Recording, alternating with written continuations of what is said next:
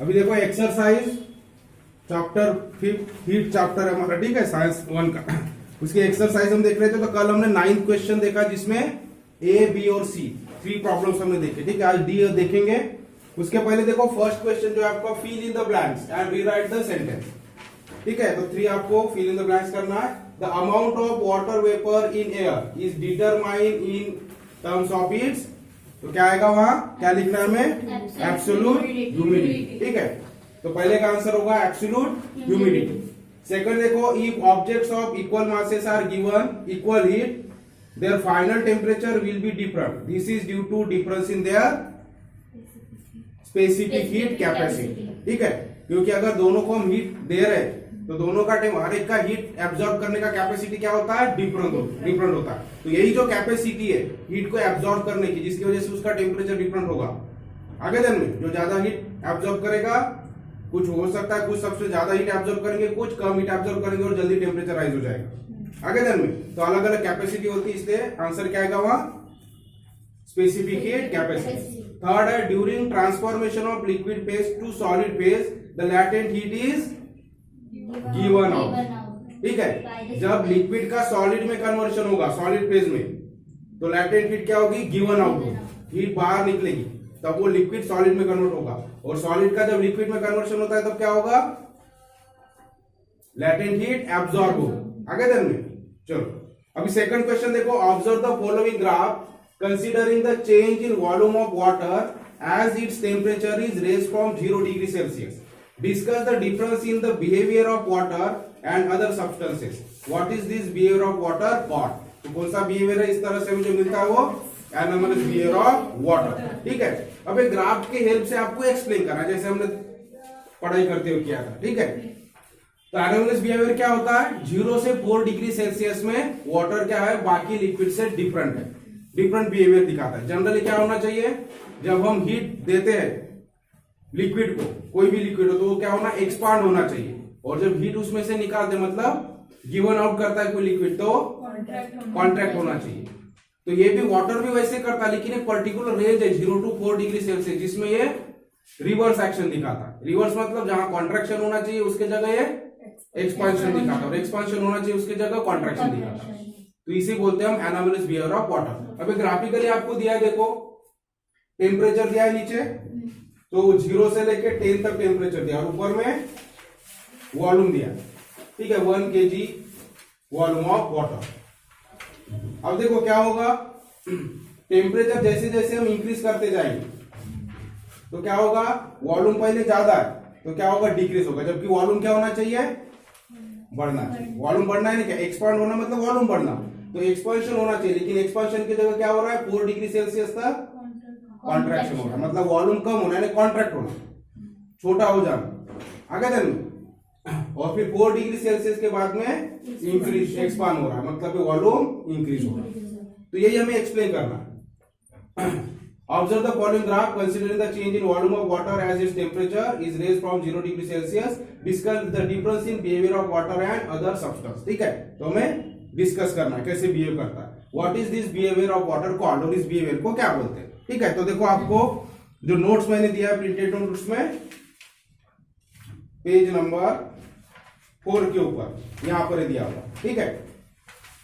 तो page number 4 पे देखो answer, if the temperature of water is raise from 0 degree Celsius to 10, तो आपकी बुक में ऑलरेडी 10 डिग्री सेल्सियस ही ग्राफ दिया है, तो हम क्या बोलेंगे, जब 0 डिग्री सेल्सियस से 10 डिग्री सेल्सियस तक हम वाटर का टेम्परेचर इंक्रीज करेंगे, तो क्या ऑब्जर्वेशन होगा हमें, its volume goes on decreasing. तो सबसे पहले क्या ऑब्जर्वेशन है, volume goes on decreasing, volume क्या होगा, डिक्रीज होते जाएगा in the range 0 degree Celsius to 4 degree Celsius. तो हमें एक्सप्लेन करना, so when we increase the temperature of water from 0 degree Celsius to 10 degree Celsius, initially the volume of water decreases in the temperature range 0 to 4 degree Celsius, ठीक है। फिर आगे हम लिखेंगे it is minimum at 4 degree Celsius, तो सबसे minimum volume कब होगा, 4 डिग्री सेल्सियस, ठीक है।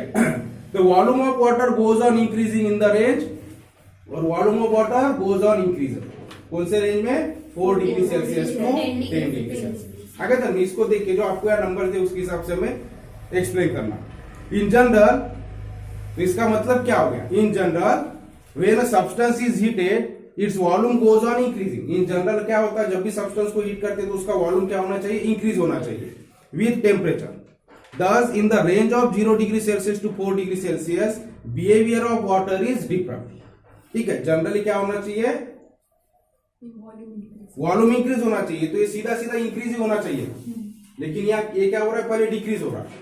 ठीक है, तो ये डिफरेंस है बाकी सब्सटेंस में और वाटर में। तो हमें पूछा है वहां क्वेश्चन में, discuss the difference in the behaviour of water and other substance. तो ये डिफरेंस है कि जनरली जितने भी सब्सटेंस है वो एक्सपांड होने चाहिए, but in the range 0 to 4 degree Celsius, volume of water decreases. ठीक है, the behavior of water is different from other substance. तो इस तरह से ये behavior जो water का other substance से different है, and it is called anomalous behavior of water. ठीक है, तो इस तरह से आंसर हो जाता है हमारा।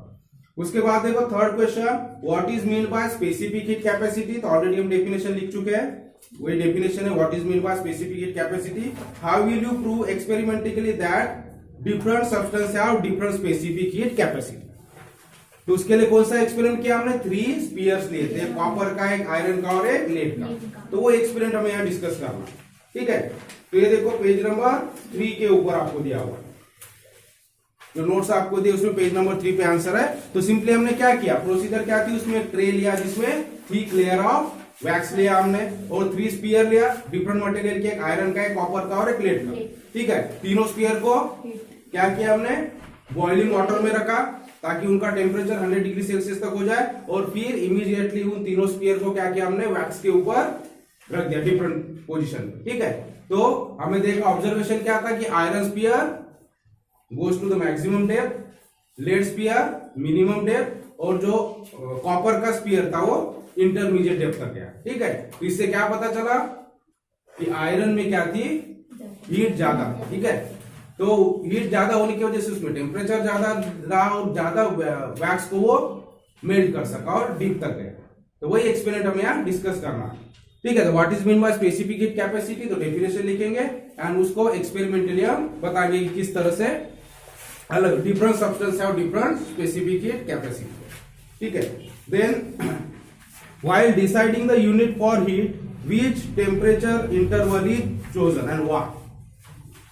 तो एक टेम्परेचर रेंज हमने देखा यूनिट ऑफ हीट में, while deciding the unit of heat, तो यूनिट ऑफ हीट हमने क्या देखा, जूल और कैलोरी। लेकिन जूल और कैलोरी कौन से टेम्परेचर पे लिया हमने, 14.5 टू 15.5 डिग्री। तो वही answer, while deciding the unit for heat which temperatures interval is chosen। तो कौन सा चूज करते हैं, 14.5 degree Celsius to 15.5 degree Celsius. And why, तो वाई क्यों, वो भी हमने आंसर लिखा है, क्योंकि अदर देन दिस इस रेंज के अलावा अगर हम कोई टेम्परेचर लेते हैं तो वैल्यूज हमें डिफरेंट मिलती है। ठीक है, तो स्टैंडर्ड वैल्यू के लिए ये लिया जाता है डिफरेंस। ठीक है, स्टैंडर्ड रेंज है ये।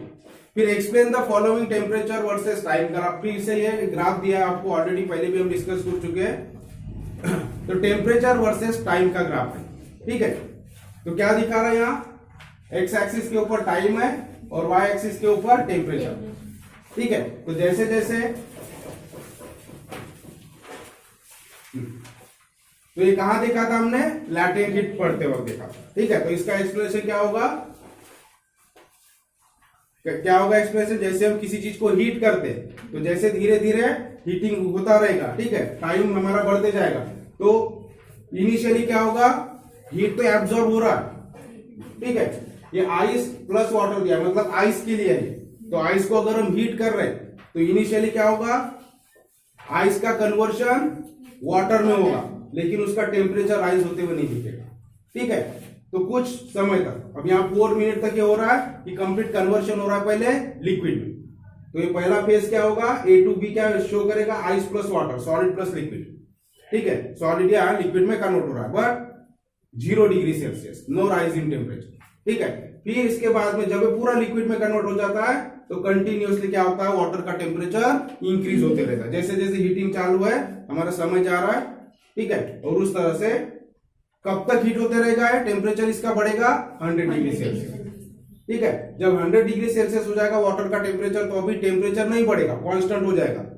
अभी क्या चालू हो जाएगा, बॉइलिंग, तो बॉइलिंग वाटर प्लस वेपर, तो वाटर बॉइल होना चालू हो जाएगा, और बॉइल होना मतलब क्या होता है, उसका वेपर में कन्वर्शन होना चालू होगा, ठीक है। So liquid to gaseous state change होना चालू होगा, तो ये यहां में एक्सप्लेन करना, तो ये भी आपको नोट्स में दिया हुआ है, ठीक है, पेज नंबर 5 के ऊपर है। Then explain the following. What is the role of anomalous behavior of water in preserving aquatic life in regions of cold climate? उस दिन हमने देखा, तो कोल्ड क्लाइमेट में जो एक्वेटिक लाइफ होती है उसको प्रिजर्व करने में ये एनोमलस बिहेवियर कैसे काम करता है। तो कैसे काम करेगा, जो क्लाइमेट होता है, कोल्ड क्लाइमेट वाला जो एरियाज होते हैं वहां क्या होता है, 0 डिग्री सेल्सियस तक टेम्परेचर पहुंच जाता है। तो क्या होगा, सबसे पहले एनोमलस बिहेवियर क्या दिखाता है, अब जैसे ऊपर में पहले वाटर की ऊपर की लेवल क्या होगी, पहले कोल्ड होगा, और वो कोल्ड होने से क्या होगा, डेंस होगा और नीचे जाएगा, तो नीचे का जो टेम्परेचर वाटर है वो भी कूल होना चालू होगा, लेकिन कब तक, 4 डिग्री सेल्सियस तक, ठीक है, 4 डिग्री सेल्सियस तक होगा। फिर 4 डिग्री सेल्सियस के बाद में क्या होता है, एक्सपांशन चालू हो जाता है। एनोमलस बिहेवियर क्या बोल रहा है कि टेम्परेचर डिक्रीज होते जाएगा वाटर का, कब तक, तब तक उसका क्या होगा, कंडेंसेशन मतलब कॉन्ट्रैक्शन होगा, कॉन्ट्रैक्शन होकर उसका डेंसिटी बढ़ता है,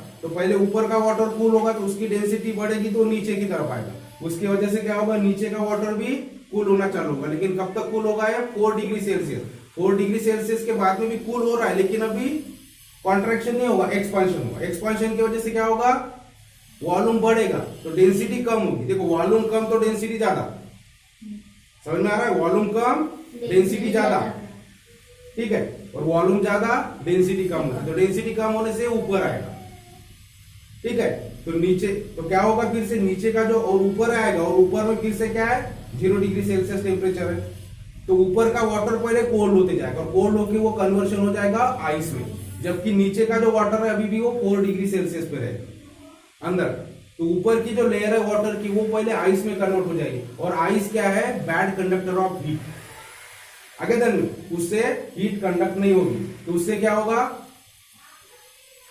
ऊपर का जो टेम्परेचर है वो नीचे नहीं जा पाएगा, और जो नीचे का टेम्परेचर हो पास नहीं होगा, तो नीचे में 4 डिग्री सेल्सियस बना रहेगा, 0 पे नहीं आएगा एकदम से, जिसकी वजह से 4 डिग्री सेल्सियस पे वाटर ही रहेगा, ठीक है, 0 पे जाएगा तो उसका आइस में कन्वर्शन होगा, लेकिन हीट ट्रांसफर नहीं हो रही है, तो जिसकी वजह से क्या होगा, नीचे का जो लेयर है या वाटर है वो वाटर ही रहेगा, वो आइस में कन्वर्ट नहीं होगा, जबकि ऊपर ही लेयर वाटर जम रहा है। तो देखो आप टीवी में अगर देखोगे, डिस्कवरी चैनल में अगर, ठीक है, तो ऊपर में पूरा थिक लेयर जम जाती है आइस की, और नीचे में वाटर रहता है, उसमें एनिमल्स वगैरह आपको दिखेगा भी, ठीक है, तो इस तरह से। तो ऑलरेडी आपको नोट्स में सब आ गए इसके answer. How can you relate the formation of water droplet on the outer surface of water taken out of refrigerator with formation of due, तो ऑलरेडी डिस्कस कर चुके हैं, ठीक है, उधर की क्वेश्चन इधर हमने ड्यू पॉइंट में जो देखा था कि वाटर के ऊपर ड्रॉपलेट्स क्यों जमा होते हैं, ठीक है, तो वही है, ऑलरेडी हम ये सेकंड पॉइंट है हम डिस्कस कर चुके हैं, क्योंकि क्या होता है, वाटर जब कोल्ड वाटर हम निकालते हैं तो एटमॉस्फेयर में क्या है, वेपर्स है, ठीक है, तो जब वेपर एयर के साथ में, एयर जिसमें वेपर है, ये जब वो कोल्ड वाटर को टच होगा तो क्या होगा, एयर का टेम्परेचर कम हो जाएगा, और एयर का टेम्परेचर कम होने से सैचुरेशन पॉइंट जल्दी हो जाएगा, एयर जल्दी सैचुरेट हो जाएगी, और उसमें एक्स्ट्रा वेपर आ जाएगी, जो एक्स्ट्रा वेपर होती है वही ड्रॉपलेट में कन्वर्ट होती है, तो नॉर्मली जो एयर है उसमें अभी एक्स्ट्रा नहीं है, उसका सैचुरेशन अभी होने का, लेकिन जैसे ही टेम्परेचर डाउन होता है तो सैचुरेशन जल्दी हो जाता है, क्योंकि कम टेम्परेचर पे ज्यादा वेपर नहीं रख सकता है, तो वेपर क्या हो जाएगी, एयर में एक्स्ट्रा हो जाएगी, और एक्स्ट्रा एयर क्या वेपर क्या होगी, कंडेंस हो जाएगी कोल्ड वेयर इसकी वजह से, ठीक है, और वो कहां जम जाएगा, बॉटल के सरफेस के ऊपर। In cold region in winter, the rocks crack due to anomalous expansion of water. ये भी हम देख चुके हैं कि पाइप क्रैक हो जाते हैं, रॉक क्रैक हो जाते हैं, ठीक है, anomalous behavior, क्योंकि एक्सपांशन होता है, तो 0 डिग्री सेल्सियस पे आइस में कन्वर्ट होगा, आइस का एक्सपांशन होगा, ठीक है, तो आइस का एक्सपांशन होगा, तो आइस में जब कन्वर्ट हो रहा है 4 से लेके 0 डिग्री सेल्सियस तक, तो क्या होगा, एक्सपांड होगा, और एक्सपांशन के अगर उसको जगह नहीं मिल रही, मान लो पूरा पाइप भरा हुआ है या रॉक में वो वाटर है, तो एक्सपांड होगा, तो एक्सपांशन की वजह से क्या होगा, रॉक में क्रैक्स आ जाएगा, तो एनोमलस बिहेवियर की वजह से होता है।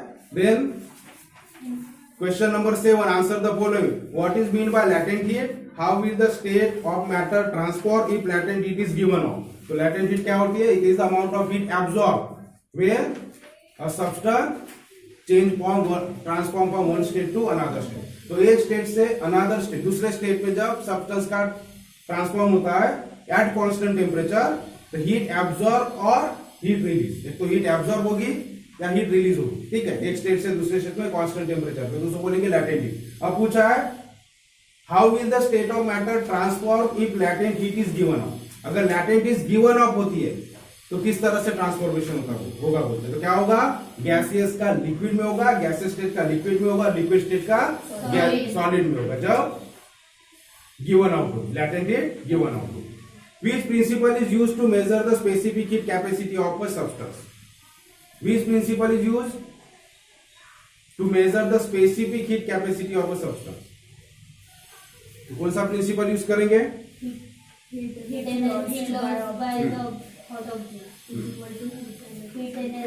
Principal of heat exchange. कौन सा प्रिंसिपल है वो? Principle of heat exchange. तो क्या है वो?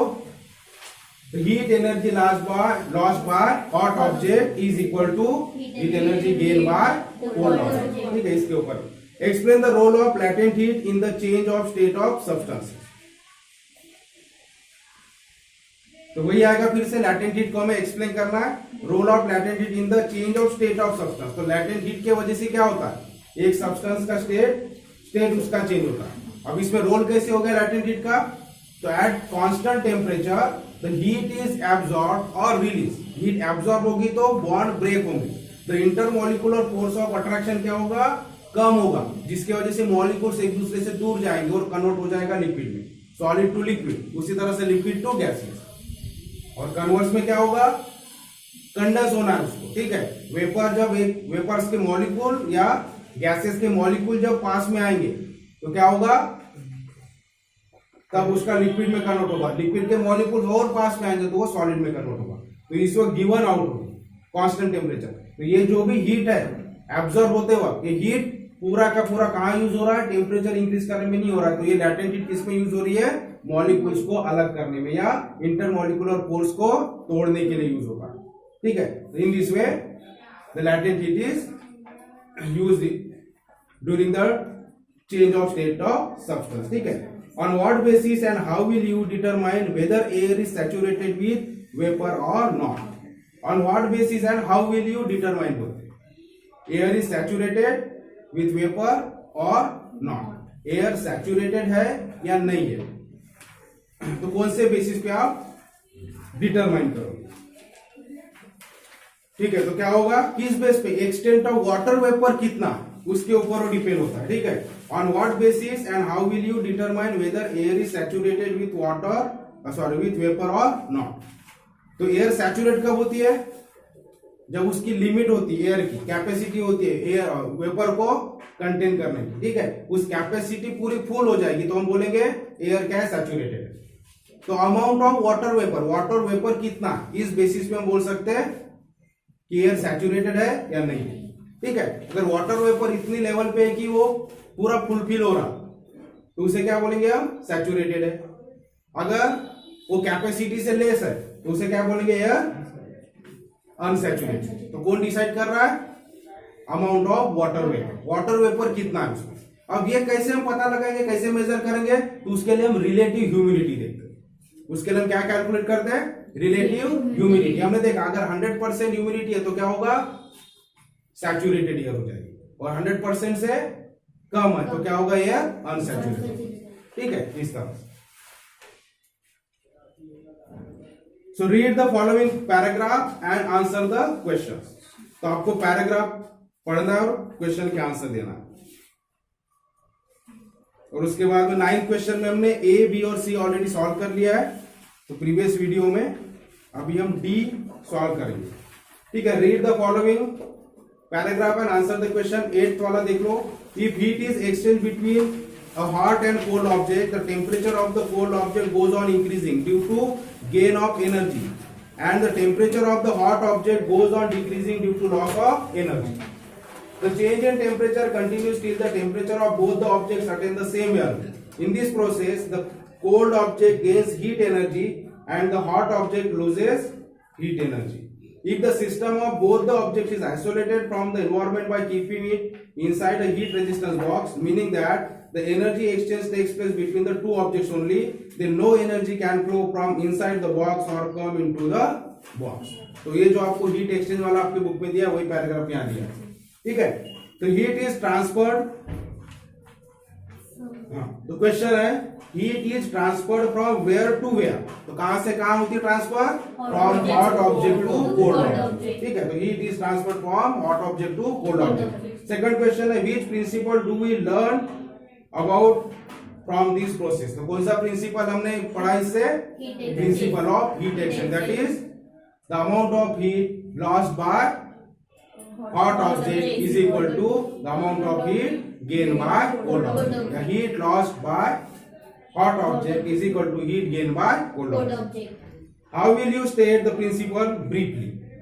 ठीक है, इसको कैसे स्टेट करूं बोलते ब्रीफली, तो वही होगा कि जब कोल्ड ऑब्जेक्ट को और हम आइसोलेशन में रखेंगे, यानी दोनों के बीच में जब एक्सचेंज होगा, ठीक है, अदर एनवायरमेंट पे अगर नहीं होगा, जब दो ऑब्जेक्ट के बीच में एक हॉट ऑब्जेक्ट है और एक कोल्ड ऑब्जेक्ट है, तो क्या होगा, हॉट ऑब्जेक्ट से कोल्ड ऑब्जेक्ट में एक्सचेंज होगा हीट का, लेकिन कब तक होगा, जब तक दोनों का भी टेम्परेचर इक्वल नहीं हो जाए, ठीक है, तब तक होते रहेगा। अब दोनों का टेम्परेचर जब इक्वल हो गया, इसका मतलब क्या होगा, इसमें पहले लेस, ठीक है, लेस टेम्परेचर था पहले का, एक हॉट ऑब्जेक्ट है उसका टेम्परेचर ज्यादा था, दोनों का इक्वल हो गया, मतलब इसने जो हीट इधर ट्रांसफर किया, जितनी हीट इसने ट्रांसफर किया उतना ही टेम्परेचर इधर राइज होगा, तो दोनों का टेम्परेचर इक्वल है, तो दोनों का हीट उतना ही गेन करेगा जितना ये लूज करेगा। हीट कहां से आ रही, बाकी कहीं से नहीं आ रही, सिर्फ दो ऑब्जेक्ट में एक्सचेंज हो रहा है, तो total heat lost by hot object is equal to total heat gain by cold object, ठीक है।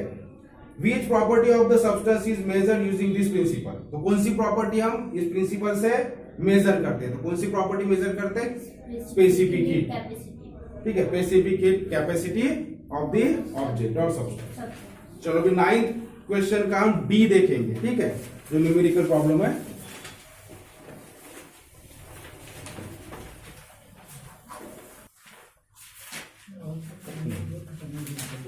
देखो फोर्थ क्वेश्चन, क्वेश्चन 9 का डी वाला question, a calorimeter has mass 100 gram and specific heat 0.1 kilo calorie पर केजी डिग्री सेल्सियस, तो हमें calorimeter दिया है, उसका मास कितना है 100 ग्राम और उसकी स्पेसिफिक हीट दिया है 0.1 किलो कैलोरी पर केजी डिग्री सेल्सियस, ठीक है।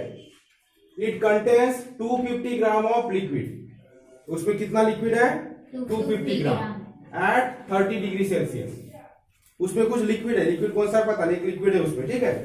Having specific heat 0.4 kilo calorie पर केजी डिग्री सेल्सियस, आगे दिन में, और उसमें क्या रखा गया है, और सॉरी जो लिक्विड है उसकी स्पेसिफिक हीट क्या है वो हमको दिया हुआ। Then if we drop a piece of ice of mass 10 gram at 0 degree Celsius, what will be the temperature of the mixture.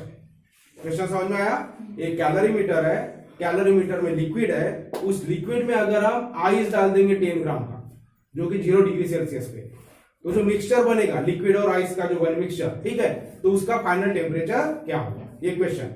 उसके लिए हमें क्या दिया है कि कैलोरीमीटर का मास दिया है कितना है, स्पेसिफिक हीट दिया है, लिक्विड का मास दिया है कितना लिक्विड है, उसका स्पेसिफिक हीट हमें दिया है, आइस जो हमें ड्रॉप कर रहे हैं उसका मास दिया है, और आइस का स्पेसिफिक हीट वगैरह तो हमारे पास है, ठीक है, स्टैंडर्ड जो हमारे बुक में दिया वो हमें ध्यान में रखना, आइस वाटर का स्पेसिफिक हीट लैटेंट हीट वगैरह, ठीक है। तो हम पहले लिख लेंगे क्या क्वांटिटीज है, क्वेश्चन समझ में आ गया, क्या हमें फाइंड करना है, वो लिक्विड में कैलोरीमीटर में लिक्विड में हम आइस पुट कर रहे हैं 0 डिग्री सेल्सियस वाला, तो जो मिक्सचर नया तैयार होगा उसका फाइनल टेम्परेचर क्या होगा, हमें वो फाइंड करना। तो जो हमें दिया है, जो क्वांटिटीज दिया है वो लिख लेंगे हम गिवन में, मास ऑफ कैलोरीमीटर दिया है तो उसको m1 से डिनोट करेंगे हम 100 ग्राम, ठीक है। स्पेसिफिक हीट ऑफ कैलोरीमीटर आपको दिया है 0.1 किलो कैलोरी पर केजी डिग्री सेल्सियस, तो इसको हम कैलोरी में कन्वर्ट कर लेंगे, ठीक है। तो कैलोरी पर ग्राम हो जाएगा, ये किलो कैलोरी है तो नीचे केजी आएगा, और ऊपर में कैलोरी करेंगे तो नीचे ग्राम हो जाएगा, तो 0.1 कैलोरी पर gram degree Celsius. Mass of liquid दूसरा में दिया है, कैलोरीमीटर में जो लिक्विड है तो 250, हम जितना इसको m2 से रिप्रेजेंट करेंगे हम, स्पेसिफिक हीट ऑफ लिक्विड इसको C2 से, कैलोरीमीटर को C1 से, ठीक है। स्पेसिफिक हीट ऑफ लिक्विड दिया हुआ है 0.4 किलो कैलोरी पर केजी डिग्री सेल्सियस, तो कैलोरी पर ग्राम डिग्री सेल्सियस हो जाएगा, ठीक है। फिर टेम्परेचर ऑफ कैलोरीमीटर हमको दिया हुआ है, कहां दिया हुआ है, कैलोरीमीटर का नहीं दिया, लिक्विड का दिया, लेकिन लिक्विड कहां पर है, कैलोरीमीटर में, तो इक्विलिब्रियम में होगा, तो जितना लिक्विड का टेम्परेचर होगा उतना ही कैलोरीमीटर का होगा, दोनों सेम इस पे अभी, ठीक है। इसलिए temperature of calorimeter is equal to T1 है, 30 होगा, और लिक्विड भी 30 डिग्री सेल्सियस पे है, तो भी, तो टेम्परेचर ऑफ लिक्विड T2, तो T1 क्या हो गया, टेम्परेचर ऑफ कैलोरीमीटर, T2 क्या हो गया, टेम्परेचर ऑफ लिक्विड, जो कैलोरीमीटर में लिक्विड है, तो दोनों का टेम्परेचर क्या हो जाएगा, सेम, क्योंकि लिक्विड का दिया है, तो 30 डिग्री सेल्सियस। अब मास ऑफ आइस, अब थर्ड क्वांटिटी आ गई, एक होगा कैलोरीमीटर, उसके सब हमने लिख लिया, फिर लिक्विड के बारे में लिख लिया, अब थर्ड क्या है, आइस हम उसमें पुट कर रहे हैं, तो आइस के बारे में लिख लेंगे, तो आइस कितना है, मास ऑफ आइस, इसको m3 से डिनोट करेंगे आप 10 gram. Then temperature of ice, कितने टेम्परेचर पे आइस, 0 डिग्री सेल्सियस पे, तो उसको हम T3 से डिनोट करें। Then latent heat of ice, क्योंकि यहां देखो अब लैटेंट हीट का क्यों यूज होगा, क्योंकि ये ऑलरेडी 30 डिग्री सेल्सियस पे लिक्विड, और उसमें हम अगर आइस डालेंगे तो आइस किस में कन्वर्ट होगा, वाटर में, यानी सॉलिड का लिक्विड में कन्वर्शन होगा। तो पहले कन्वर्शन होते वक्त टेम्परेचर कांस्टेंट होता है, 0 डिग्री पे ही होगा कन्वर्शन, लेकिन हीट एब्जॉर्ब करेगा, तो कितनी हीट एब्जॉर्ब होगी, इक्वल टू लैटेंट हीट के बराबर। आगे देखो, इसलिए लैटेंट हीट हम लेंगे, तो मास ले लिया, टेम्परेचर ले लिया, तो लैटेंट हीट ऑफ आइस कितना होता है, अब यह लैटेंट हीट ऑफ फ्यूजन होगा, ठीक है, मतलब मेल्ट हो रहा है आइस, तो 80 कैलोरी पर ग्राम, इसलिए हमने लिया स्पेसिफिक हीट ऑफ वाटर, तो कितना है, 1 कैलोरी पर ग्राम डिग्री सेल्सियस। अब देखो, अब हमें क्या फाइंड करना है, फाइनल टेम्परेचर क्या होगा मिक्सचर का, इसका मतलब क्या, जो ऑलरेडी लिक्विड है और कैलोरीमीटर है, ये दोनों क्या करेंगे, हीट रिलीज करेंगे, क्योंकि वो 30 डिग्री सेल्सियस पे, तो हॉट ऑब्जेक्ट से कोल्ड ऑब्जेक्ट में ट्रांसफर होता है, एक्सचेंज होता है, कोल्ड कौन है, आइस, ठीक है, तो एब्जॉर्ब कौन करेगा, हीट आइस करेगा, तो आइस का कन्वर्शन पहले वाटर में होगा, ठीक है, और फिर वाटर एब्जॉर्ब करेगा हीट, तो वाटर का टेम्परेचर बढ़ेगा और लिक्विड और कैलोरीमीटर का टेम्परेचर कम होगा, तो कब तक, जब तक पूरा इक्विलिब्रियम नहीं आ जाता।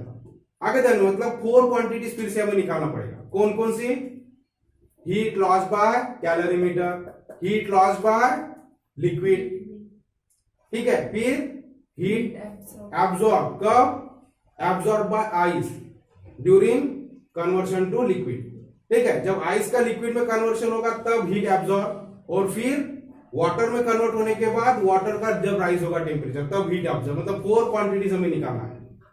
आगे दिन में समझ में आ रहा है, तो Q1, Q2, Q3, Q4 इस तरह से हम फाइंड करेंगे, तो Q1 क्या होगा, हीट लॉस बाय कैलोरीमीटर, तो हम लिखेंगे heat loss bye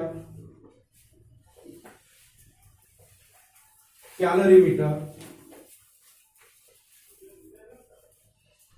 is equal to क्या होगा, तो यम, तो हीट लॉस का फॉर्मूला क्या है, हीट गेन का फॉर्मूला यम इंटू सी इंटू डेल्टा टी, ठीक है, तो इसका मास क्या है, कैलोरीमीटर का यम1 इंटू इसकी स्पेसिफिक हीट क्या है, C1, तो यम इंटू सी इंटू क्या होता है, चेंज इन टेम्परेचर, अब चेंज क्या होगा टेम्परेचर, फाइनल टेम्परेचर क्या होगा T, और इनिशियल टेम्परेचर क्या है इसका T1 कैलोरीमीटर का, ठीक है, तो ये हो जाएगा।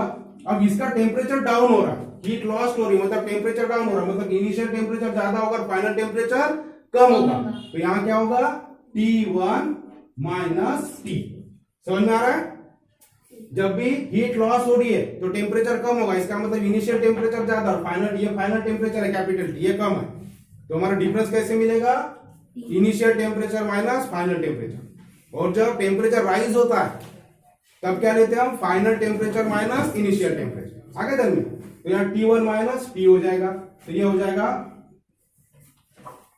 तो ये Q1 इसको नाम दे देते हैं, heat loss by calorimeter is equal to Q1 is equal to this. उसी तरह से हीट लॉस्ट बाय लिक्विड, तो लिक्विड ने हीट लॉस किया है, कितना हो जाएगा, Q2 is equal to M2, तो लिक्विड का मास हमने क्या लिया है, M2, ठीक है, C2 इसकी स्पेसिफिक हीट क्या है, C2, और चेंज इन टेम्परेचर क्या होगा फिर से, T2 माइनस T, क्योंकि इसका भी टेम्परेचर डिक्रीज हो रहा है, तो ये होगा T2 माइनस T, फिर heat gain by heat absorb by ice,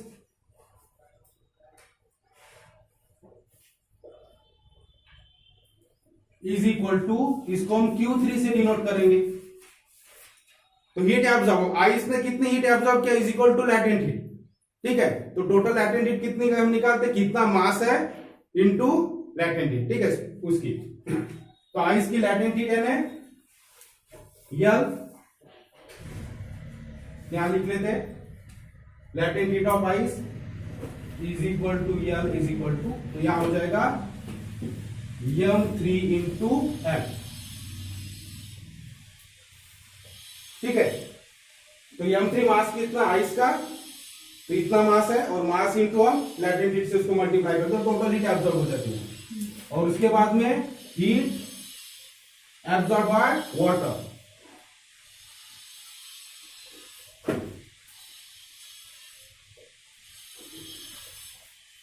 is equal to, इसको नाम देंगे हम Q4। तो ये क्या हो जाएगा, फिर से अब जितना आइस मेल्ट हुआ उतना वाटर उतना ही मास रहेगा उसका, तो इसलिए क्या होगा m3 इंटू मास हो गया। अब स्पेसिफिक हीट, तो स्पेसिफिक हीट क्या होगी, तो यहां C3 कर दो इसको, C3 into change in temperature क्या होगा, यहां टेम्परेचर क्या होगा, इनिशियल टेम्परेचर 0। ठीक है, और राइस कितना हो रहा है T, तो T माइनस 0 हो जाएगा। ठीक है, तो फाइनल टेम्परेचर है T और माइनस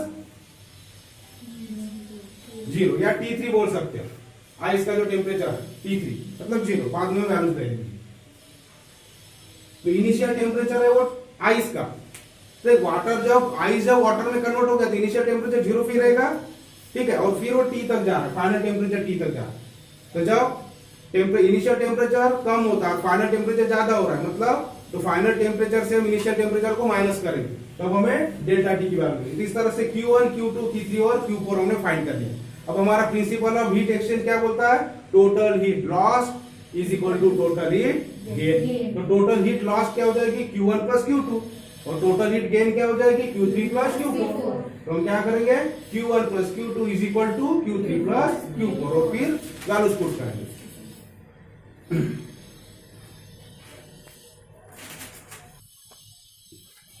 ठीक है, तो Q1, Q2, Q3, Q4 हमारे पास मालूम है, तो हम लिखेंगे according to the principle of heat exchange. ठीक है, आपको पहले नोट कर लेना, इसके बाद में ये लिखना। ठीक है, पहले का गिवन आपको लिख लेना था, फिर ये, और इसके बाद में हम इधर सॉल्व करेंगे।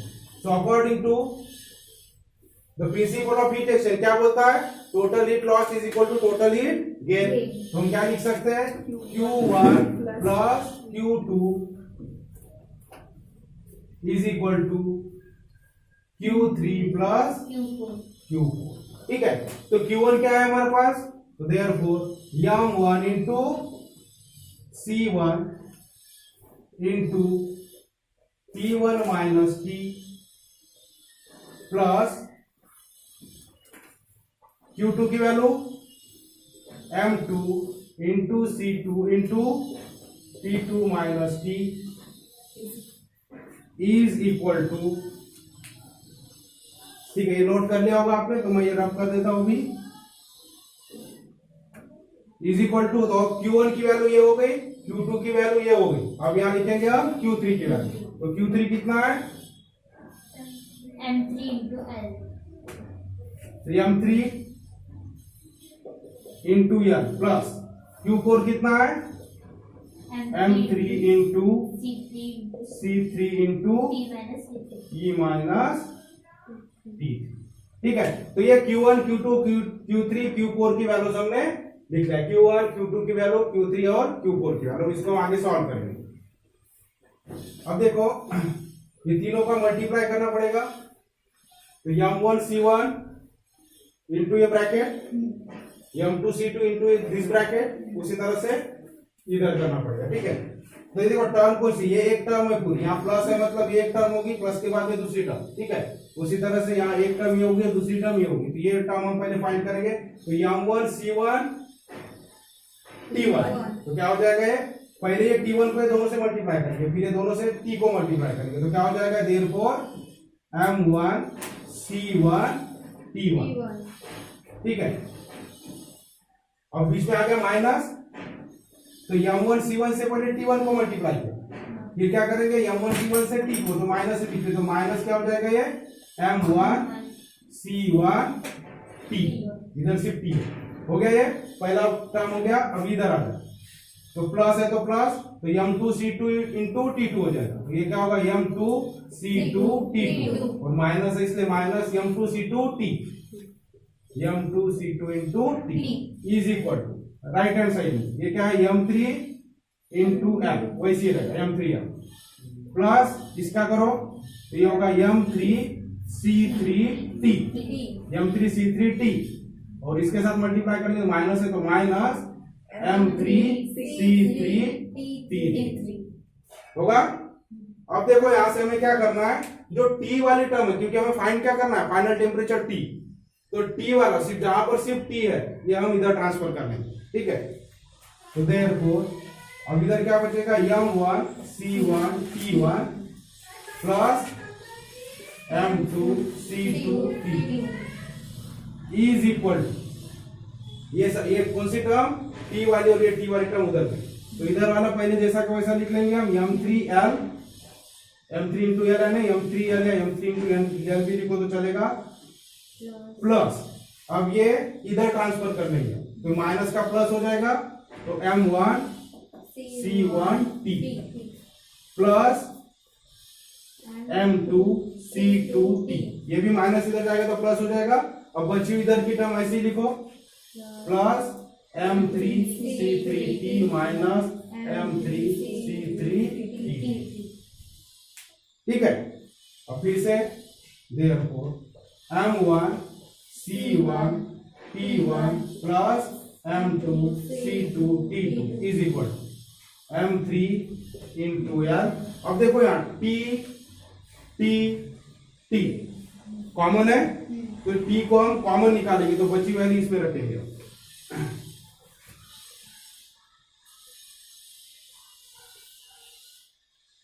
सो प्लस T को अगर कॉमन निकालिए तो ब्रैकेट में क्या बचेगा, M1 C1 plus M2 C2 plus M3 C3 minus ये जैसा का वैसा M3 C3 T3। अब हम वैल्यूज पुट करेंगे, ठीक है, M1 M2 जो भी हमारी वैल्यूज थी, एंड देयरफॉर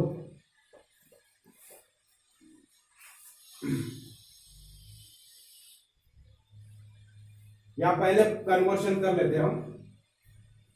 अगर T चाहिए तो क्या करना पड़ेगा, T चाहिए तो ये इधर माइनस में जाएगा, ठीक है, ये फैक्टर भी, तो वैल्यूज पुट करें, तो M1 बताओ कितना है, 100 ग्राम इंटू C1 0.1 कैलोरी पर किलो कैलोरी 0.1 कैलोरी पर gram degree Celsius into T1 कितना है, 30 degree Celsius 30 degree Celsius plus M2 250 ग्राम 250 ग्राम इंटू C2 0.4 कैलोरी पर 0.4 कैलोरी पर ग्राम डिग्री सेल्सियस इंटू 30, ठीक है, इज इक्वल टू M3 कितना लिया है, 10 ग्राम 10 gram into latent heat L 80 calorie पर ग्राम प्लस T जैसा का वैसा रहेगा, फिर M1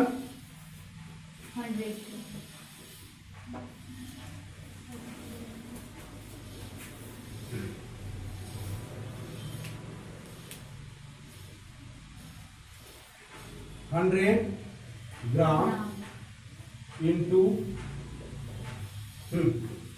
C1 कितना है, C1 0.1 कैलोरी पर gram degree Celsius plus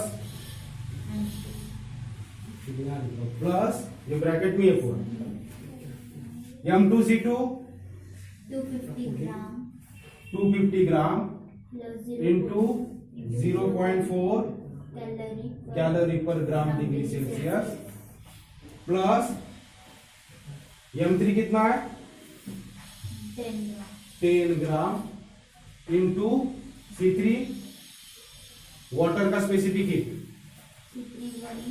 1 calorie पर ग्राम डिग्री सेल्सियस। ठीक है, ये ब्रैकेट क्लोज माइनस, ठीक है, ये ब्रैकेट की वैल्यू यहाँ आ गई और माइनस M3 C3 T3 कितना होगा 10 ग्राम M3 मतलब 10 ग्राम इंटू C3 मतलब 1 कैलोरी पर gram degree Celsius into T3 मतलब 0 डिग्री सेल्सियस। ठीक है, तो सारी वैल्यूज हम इस तरह से पुट कर लेंगे। अभी तो लिख लो यहाँ पर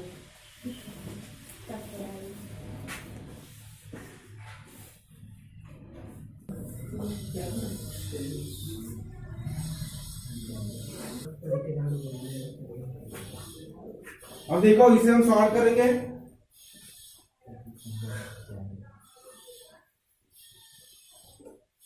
तो वैल्यूज हमने पुट कर लिए। ठीक है, सभी जो वैल्यूज थे हमारे पास M1 C1 T1 M2 C2 T2 M3, ठीक है, सारे वैल्यूज हमने यहाँ पुट कर दिया। इसको हम सॉल्व करेंगे। अब देखो 1 बाय 1, अब देखो इतना फैक्टर है, ये एक टर्म है, तो इसको सॉल्व करेंगे मल्टीप्लीकेशन, फिर इस, ठीक है, इस टर्म को मल्टीप्लाई करेंगे, इसको मल्टीप्लाई, हर एक टर्म को मल्टीप्लाई करेंगे। अब यहाँ यूनिट हम, तो क्या होगा देखो फर्स्ट, तो 100 इंटू 0.1 इंटू 30 क्या हो जाएगा 100 इंटू 30 3000 एंड 3000 इंटू 1 करेंगे तो 3000 होगा, लेकिन 0.1 प्लस पीछे आएगा तो 300, तो ये क्या हो जाएगा देयरफॉर 300। अब देखो यहाँ डिग्री सेल्सियस कैंसिल हो जाएगा, ठीक है, ग्राम कैंसिल हो जाएगा, तो कैलोरी बचेगा। ठीक है, सो 300, तो हम यूनिट यहाँ नहीं लिखते क्योंकि थोड़ा कंफ्यूजन हो सकता है आपको, तो सीधा हम क्या लिखेंगे, इसका कैलकुलेशन 300 आ गया, इसका कैलकुलेशन देखो कितना होगा 250 इंटू 0, ये 100 हो गया, चलो 25 और ये 10 हम लगा देंगे उसमें। ठीक है, 25 इंटू 4 100 होगा, और ये 10 मतलब 250 इंटू 4 कितना हो जाएगा 1000 में। अब 1 पॉइंट इधर आ जाएगा तो क्या होगा वो 100 ही होगा, और 100 इंटू 30 फिर से 3000। इसका आंसर क्या होगा, प्लस है तो ये प्लस 3000, तो सेकंड टर्म की 3000। फिर इधर देखो 10 इंटू 80 इज इक्वल टू 800, ये हो गया 800। अभी टी कॉमन है तो प्लस है तो प्लस, और टी को कॉमन रखेंगे, ब्रैकेट की वैल्यू देखो 100 इंटू 0.1 तो क्या हो जाएगा ये 10 प्लस 250 इंटू 0.4 100 हो जाएगा।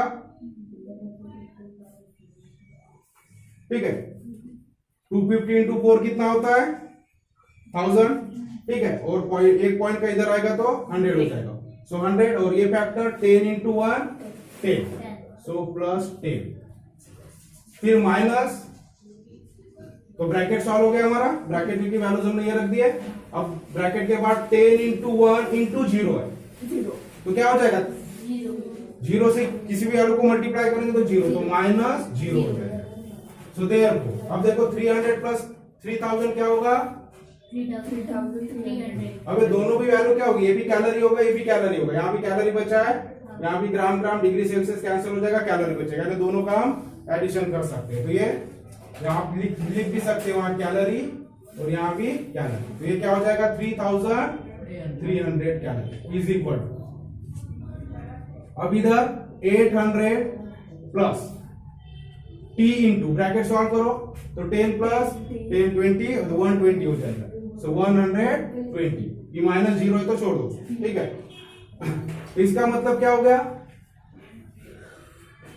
अब ये इसका यूनिट क्या है 800, ग्राम कैंसर तो कैलोरी हो जाएगा। ठीक है, यहां भी, और ये अंदर में यहां ग्राम कैंसर यहां लिख सकते कैलोरी प्लस टी इंटू कितना आता है 120 कैलोरी पर डिग्री सेल्सियस। ठीक है, अब इससे हमें क्या फाइंड करना है, टी फाइंड करना है। तो टी फाइंड करने के लिए सबसे पहले 8 कैलोरी इधर आ जाएगा तो माइनस हो जाएगा, तो हम लिख सकते हैं 3300 माइनस 800 कैलोरी हो जाएगा is equal to T into 120 calorie per degree Celsius. ठीक है, इसको हम कैलोरी डायरेक्ट लिख सकते हैं इधर। ठीक है, यूनिट के साथ कर रहे हैं, इसमें ध्यान दो थोड़ा सा।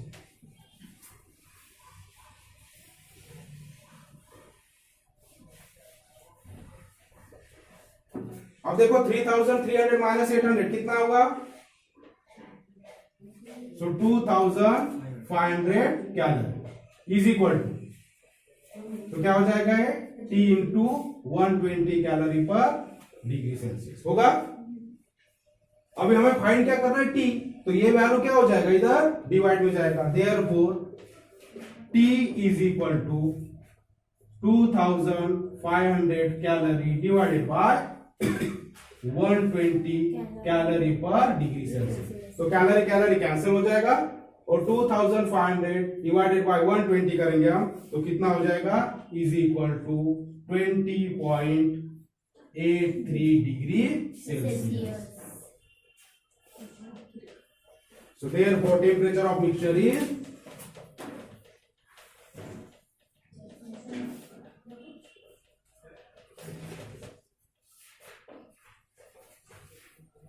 20.83 डिग्री सेल्सियस। तो इस तरह से फाइनल आंसर हमारा आएगा 20.83 डिग्री सेल्सियस। ठीक है, समझ में आ गया। तो क्या फाइंड करना था हमें, टी यानी टेम्परेचर ऑफ मिक्सचर, जो हमने टी कंसिडर करते कैपिटल टी। तो इस तरह से कैलकुलेशन होगा।